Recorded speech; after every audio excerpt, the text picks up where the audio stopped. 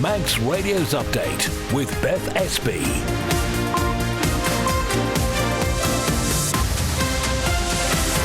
Beth Espey, good evening. Welcome to Update, your daily rundown of the day's main news. So coming up before 5:30, what extra powers would help whoever's the Isle of Man's Chief Minister push through some of the toughest decisions? They've been talking about that in a committee this week. Also tonight, interest rates are on the way down, but what does that actually mean for your money? Apparently, there's been a dramatic increase in the uptake of flu vaccinations on the island this winter. And later, a man who is doing a marathon every single day in December tells us how it's going now he's past the halfway point of the month. All that, we will look at the weather, the traffic and the travel as well. And as ever, if you'd like to get in touch, you're more than welcome. You can email studio@manxradio.com or text 166 177. We'll start with a roundup of the main news headlines with Darren Fastamai. A teenager who stabbed a woman 9 times in a woodland near a secondary school on the Isle of Man has been jailed. 18-year-old Dylan Minton pleaded guilty at Douglas Courthouse to charges including wounding with intent and being concerned in the supply of cocaine. He was sentenced to 6 years and 1 month in jail. A political commentator is warning, telling the public a topic is too big for them to have their say on sets a very dangerous path. In terms of the broad principles, I think it is talking down to people to say that this is kind of too big for you people to get involved with. Alistair Ramsey, who is also a former government press officer, has been reacting to the recent decision not to hold a referendum on government's net zero targets. And a pharmacist on the island says there's been a significant increase in the uptake of flu vaccines this winter. Nick Kay from Kingsley Mooti Pharmacy says it's due to the rise of infections across the UK in the past week.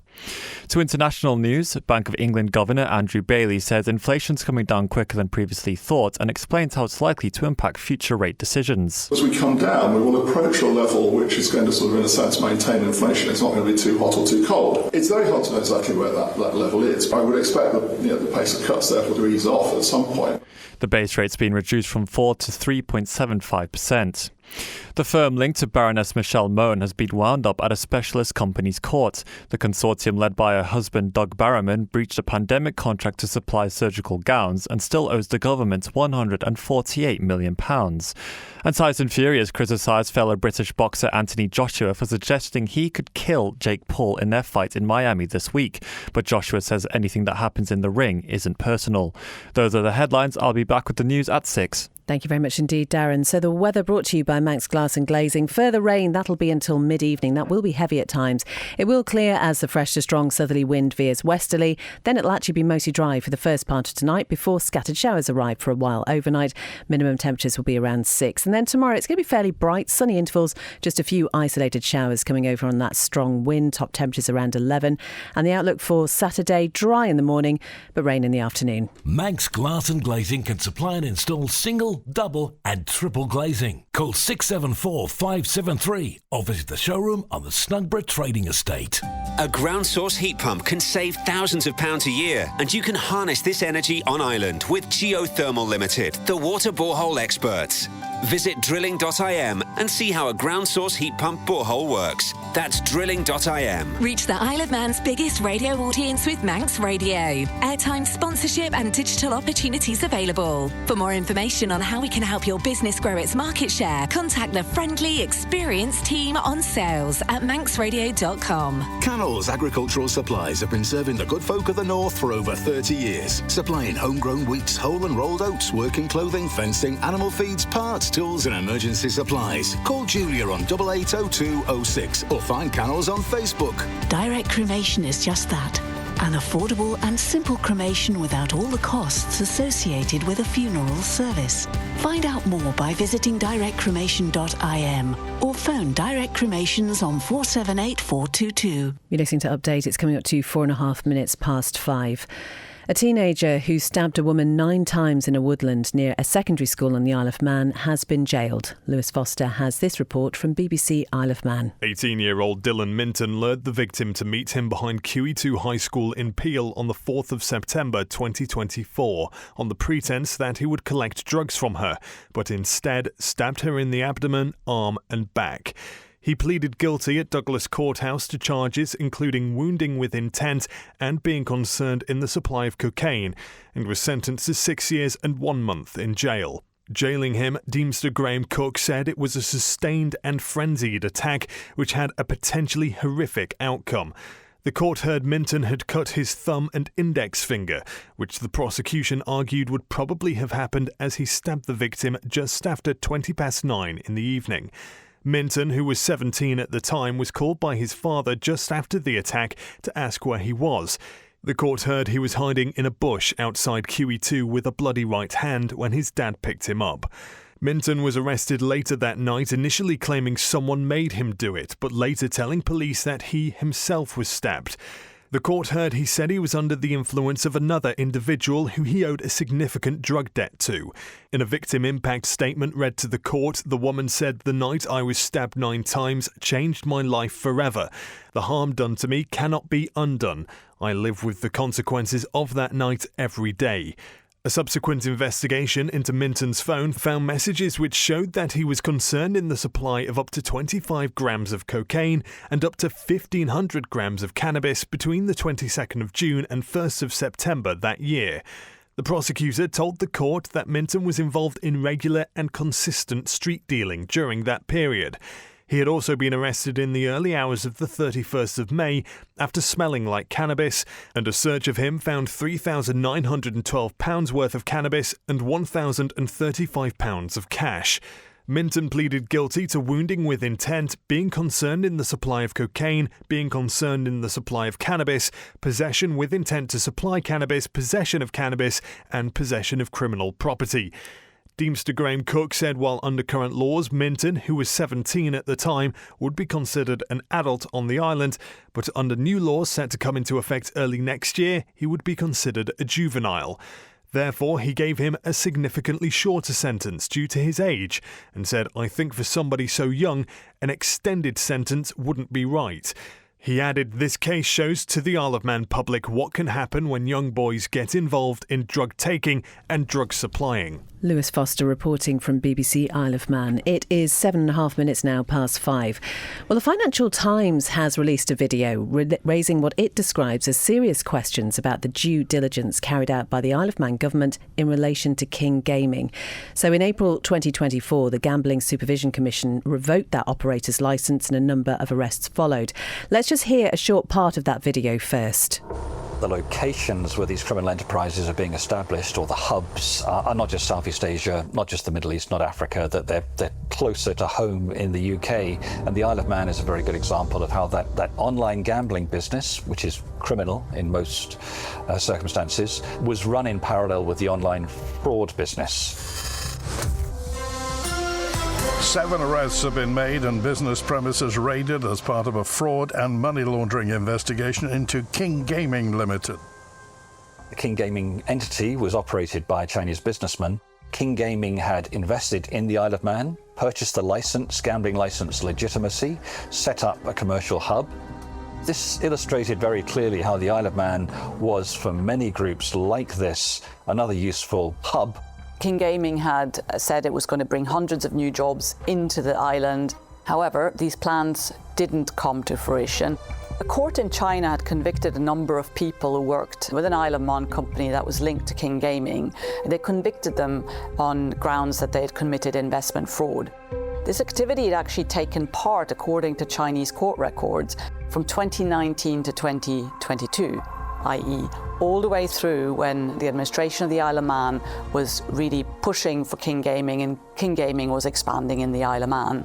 So it really raises a lot of questions around the due diligence. How much oversight really was there, and what due diligence was done on the individuals who came into the country, came onto the island and did work from there.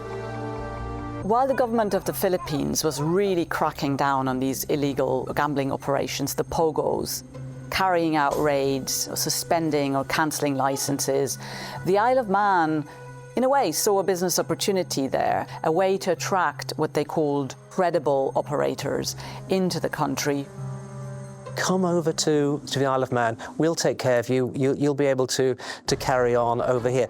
It gave the message that they'd be welcome on the Isle of Man. You know, that just made a bad look considerably worse. OK, so that is part of that video that was released by the Financial Times. Christian is with me now. Christian, the Isle of Man government has responded to this. So what's it saying? Faster, my Beth. So absolutely. The government says cyber-enabled fraud and organised crime are global problems not confined to any one jurisdiction, and insists the Isle of Man is not immune to attempts of exploitation. But does it address the concerns raised about oversight and due diligence specifically? Well, not directly in relation to King Gaming, but it does say the island works closely with domestic and international partners, has strengthened information sharing between agencies, particularly the Gambling Supervision Commission, and has made significant investments in law enforcement. What about regulation of the sector more broadly then?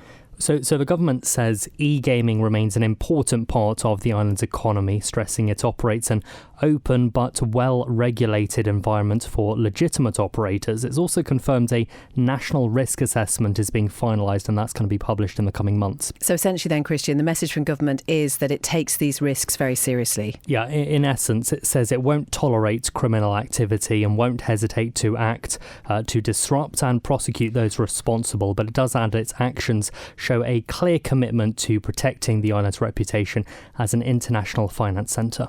Christian, thank you very much indeed. It's 11 minutes past 5 now. Should the Chief Minister have the power of veto to get difficult decisions over the line? Well, it's something the current post holder, Alfred Cannon, said would be beneficial while giving evidence on the ministerial system to the Tynwald's Constitutional and Legal Affairs and Justice Committee.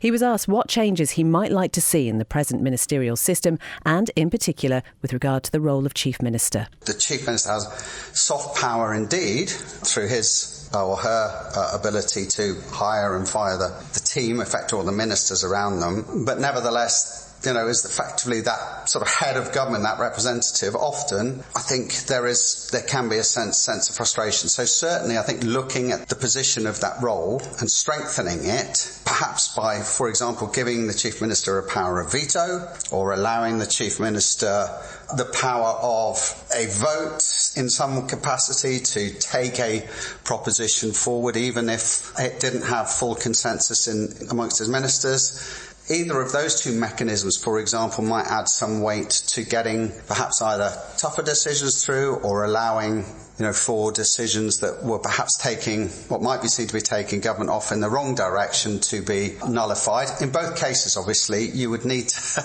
have an explanation, a mechanism, of course, where the Chief Minister would have to clearly explain himself or herself to Tynwald. But that, for example, might help more with getting potentially harder decisions through. That is the Chief Minister, Alfred Cannon, who is talking to Tynwald's Constitutional and Legal Affairs and Justice Committee. It is 13 minutes past 5. Well, today, the Bank of England has cut interest rates by 0.25 percentage point, taking the base rate to 3.75%. That is the lowest level since February 2023. Here on the island, the move is expected to benefit those with business loans or variable rate mortgages, but it might be less welcome news for those with substantial savings. Treasury Minister Dr. Alex Allinson has been talking to us about what's happened today. It's been messaged that there would be a cut and expected a cut in interest rates in the UK. Obviously, a lot of the banks that we have on the Isle of Man will follow suit at some point, and they'll be informing customers. It is good news. It shows that hopefully we're through some of the extreme periods of high interest rates we've seen. We've also seen the inflation rate coming down both in the UK and the Isle of Man. Their inflation rate for November has come down to 3.2%. Ours is 2.8%. So all these are relatively good signs that we're getting through some of the hikes in the cost of living we've seen. The other side, though, of interest rates is obviously those people who have savings, and we know that lots of people have built up savings now, will be getting less income and less interest on that, and that has to be borne in mind. But overall, if we can reduce the cost of living on the Isle of Man to make sure that those people with mortgages are able to afford those mortgages in a much better way, that obviously means that there's more money in people's pockets to spend on the local economy. That is the Treasury Minister, Dr. Alex Allinson. It's coming up to 5:15. Manx Radio Travel, serviced by Quayside Tyres. Nothing to report on the police pages this evening. Something just to be aware of tomorrow, though. Between Belig Bridge and Cronkovody Crossroads, it's going to be closed between 9:30 and no later than 4 p.m. That is for emergency tree felling. So a similar thing happened in Crosby today, but as I say, that will be done by 4 p.m. tomorrow. Looking down at the airport, all okay with the flights this evening. An early and Logan Air one from London City was cancelled. And with the steam packet, it was a little bit later, the Manxman leaving Heysham. It didn't go until just after 3:15. So it's going to get into Douglas at 7 and we'll head out again to Heysham at 9:15 this evening. Manx Radio Travel, serviced by Quayside Tyres. Call Quayside Tyres on 664417 to book your free vehicles winter check so your vehicle is safe for you and other road users.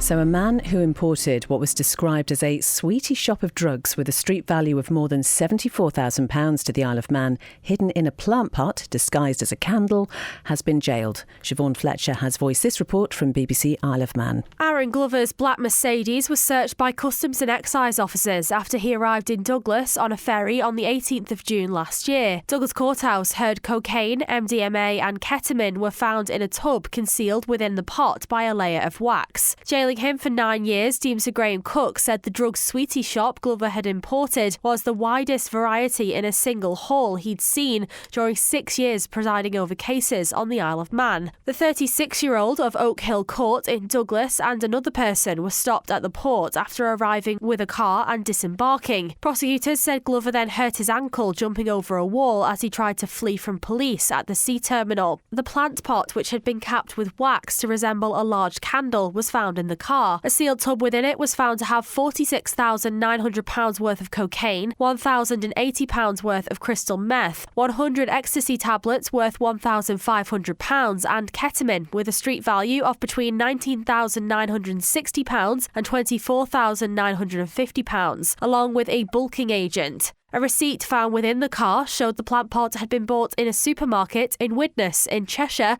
along with scented candles and other items including rubber gloves and more candles, which prosecutors said had been used to create the wax hide. Mobile phone messages recovered by police also confirmed Glover had been involved in the supply of drugs. His defence advocate said he'd been struggling with addiction and was heavily in debt, as well as owing money for rent and credit card payments at the time. He pleaded guilty to 7 offences, including production of cocaine, ketamine, MDMA and possession of the drugs with intent to supply. Siobhan Fletcher reporting there, 5:17. An Isle of Man pharmacist says there's been a dramatic increase in the uptake of flu vaccinations this winter.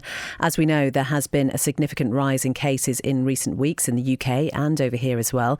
Speaking on Man in Line today, Nick Kay from Kingsley Mooti Pharmacy explained why the virus needs to be treated properly. We've certainly seen with some of the news that's going on across with the rapid increase in flu cases, we're certainly seeing a demand on the ground for more flu vaccinations, as community pharmacies are a key place where you can get those. I think in our own business we've gone from sort of doing, sort of 10, 15 a week, and the last sort of week doing well over 100 because of the increased demand. It's a virus, isn't it? Flu? It is a virus, yeah, it's a virus, and that's why, unlike something like a pneumonia vaccine where you need it if you're over 65 maybe once because it's bacterial, with a virus it mutates much quicker, which is why it's annual for things like flu, COVID, those types of things. So, and one of the main differences maybe between flu and a true and a cold would be sort of rapid onset. A flu, you get it sort of, it's quite interesting when you hear people speak. They say, well, I was poorly at sort of 6 o'clock last night, as opposed to it came on for a couple of days. And obviously in those, the people that are elderly and susceptible can actually be life-threatening. So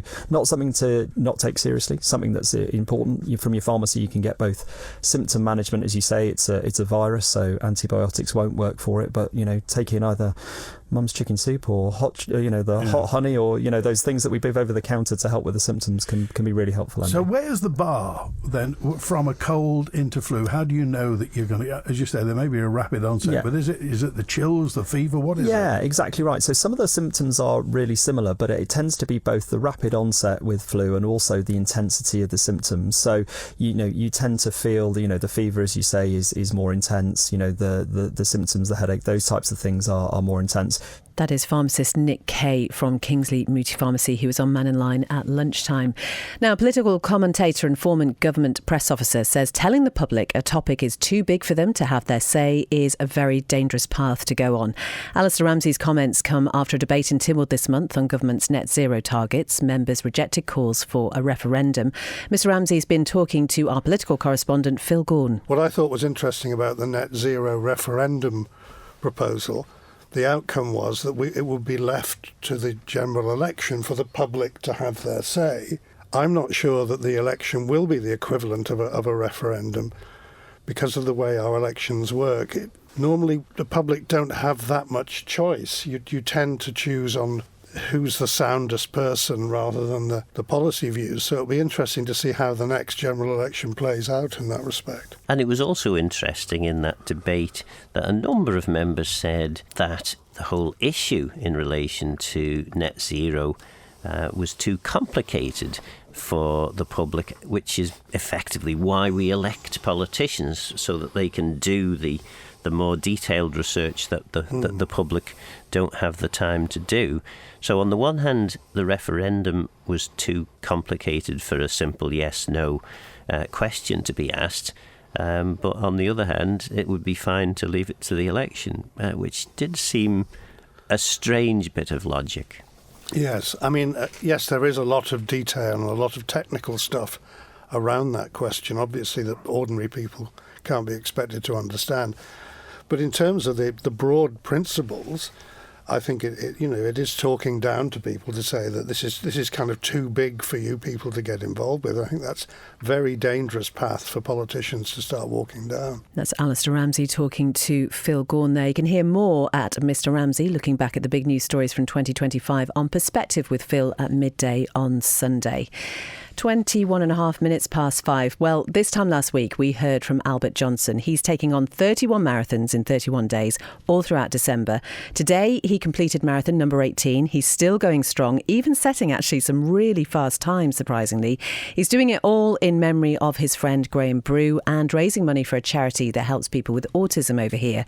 Well, it was a very wet and windy day yesterday, wasn't it? And Lewis caught up with Albert about the challenge so far and essentially how his body has been holding up. Do you know what? I mean, this challenge derives from the one that Christian Varley did during COVID 5 years ago. But as I was saying to a good friend of mine the other day, I think I'd rather take the wind and the rain over the excessive sweating and the excessive chafing. Don't get me wrong, I'm still sweating, and don't get me wrong, I've still got chafe. I mean, the shower after the run is probably worse than the actual running itself, because I'm having to hold my hands over my nipples. I'm having to hold my hands over my private parts, and it's just not a very nice experience, shall we say. But yeah, if that's the worst of my problems, then I've got a lot to be grateful for, haven't I? Yeah, like you mentioned Christian Valley's efforts there. That was it 19 in 19 days. So you're coming up to that now. What would it mean to cross that milestone? Well, obviously, it'd mean the world to me. I mean, Christian knows how much I think of him. He's given me so many tips and tricks over the years. He took me under his wing a little bit. He taught me about pacing, and he taught me about things like wind direction and nutrition. So he has been instrumental in a lot of my successes over the more recent years. So, and I'm definitely not scared to say that. He deserves all the credit possible to him. As I said to you in the other interview, Lewis, I'm killing 5 birds with one stone with this challenge, with the thoughts of my good friend that passed away being at the forefront of those. What an incredible thing to do. That is Albert Johnson from Kurt Michael taking on those 31 marathons in 31 days. And you can find a link to his Just Giving page at manxradio.com. Now, it's been another memorable year for the Isle of Man's youth and junior cyclists who have continued to really impress on the UK and world stage over the past 12 months. At the heart of the Manx cycling scene is Dot Tilbury, and she's been explaining some of the successes throughout 2025, and also that one standout event has been particularly memorable. We had the Smart Cavendish Raceway opened, and that was one of the best days ever. It was just where everybody put their full weight behind it. All the schools came down. We had all the cyclists there, and not just from Team RL 360. All the schools had cyclists there as well. Mark was there with his family. It just pulled on the strings of your heart. Mark was great with the kids. It couldn't have gone better. Something like the Raceway doesn't feel like it enshrines Sir Mark's legacy even more on the island. Absolutely. That he is an inspiration and not just to people in cycling. Absolutely, and I think, he will leave such a legacy. It was quite tears in your eyes time. It was really fantastic, and everybody who organised it, who were at the top, they just wanted it to be right, and it was brilliant. In the youth and junior scene, not just the Tuesday night sessions here, which keep running throughout the year, but very busy, a lot of these riders and their parents and guardians throughout the year. In terms of the achievements and successes, if you like, what have been maybe some of the highlights throughout the year for you? Of course, our highlight was Cameron Hounsell and his gold medal in the National Championships on the track in the Kieran. It was just amazing. We haven't got a track, but also we had Lillian Scott. She represented the Northwest with the team that went to Norway. Abby Clayton and Liliana have got in some of the top British girls teams because they're now 16 to 18 juniors. Cameron, Abby Clayton, Daniel Marnie, Thomas Hutchinson shared the Stuart Quayle Memorial Bursary. Kieran Grimshaw and Bella Quay, who also did well. And of course, Tommy Bass, he went to Assen in Holland together with a few more Manxies, and he was second overall in his class. That is Dot Tilbury talking to Rob there about the Manx cycling scene. And speaking of Rob, he's here, and you got your breath back, have you? Just about. Yeah. For a bit of context for those who don't know, there's a lot of stairs in Manx Radio, more than you'd think. Okay. Starting with football, Corinthians have booked their place in this year's Manx Car Railway Cup final, following a 4-1 semi-final win over Onken last night. During the rearranged contest at the Bowl in Douglas, Sean Doyle's close range finish put Corinthians ahead inside the opening 4 minutes. Just before the half-hour mark, Onken levelled, courtesy of Ethan Levers, before Corinthians restored their lead through a Luke Murray header from a corner only 2 minutes later. Connor Clark added a third for Corinthians shortly before half-time before a long-range hit from Nathan Little in the second period rounded out victory for the current Canada Life Men's Premier League leaders. Well, as a result, Corinthians progressed to the final where they will face Peel, who beat Laxey in the other last four clash back on the Saturday the 6th of December.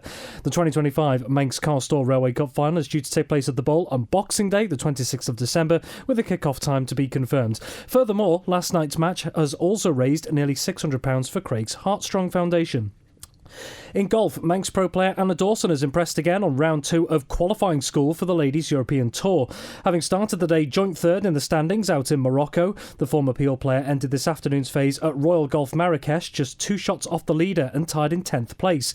Q School, as it's more commonly known, it plays a big part in which events Ladies European Tour competitors get invited onto for the forthcoming season. The tournament, which has taken place across 2 courses, the Al Mardan and Royal Golf courses in Marrakesh, is running until Sunday. And finally, one of the Isle of Man's martial arts clubs has taken 12 medals during competition in the UK. Athletes at Summit Grappling Academy managed to secure 3 gold, 7 silver and 2 bronze during the Empire Grappling Lancashire Open in Manchester. Among the standout performers was Kai Greenhalgh, who claimed 2 golds, winning his categories in both the gi and no-gi divisions. The third gold medal came courtesy of Koa Haman in her no-gi category. The squad's outing was the last of their current competition season for the Academy's junior comp team, with preparations now underway for 2026. Rob, thank you very much indeed. Obviously, we're heading into the festive time now. We're going to have the sports review of the year. I mean, there's been so much happening. There has been loads happening. It's sometimes when you're putting these things together and curating all the things that have happened over the year, it just takes you back to little moments, memorable ones, whether it's on or off island, so many different areas as well. And yeah, you've got to pack it all into a 1-hour programme. You think that's a long time. Well, believe me, putting everything together, it's taken a bit of going, but no, plenty to look over the course of the last year. It's been a great 2025. Rob, thank you so much. That is all from Update this evening. Coming up next on Manx Radio Shack Lair with Bob Carswell, Michelle Kane has greatest hits for you tonight from 6. A little light music with Maurice Powell is at 9. Then Ree will be here with After Hours from 10. And that is all from Update for 2025. Thank you so much for your company. We will be back bringing you your news roundups early in 2026. Have a wonderful Christmas and we'll talk to you then.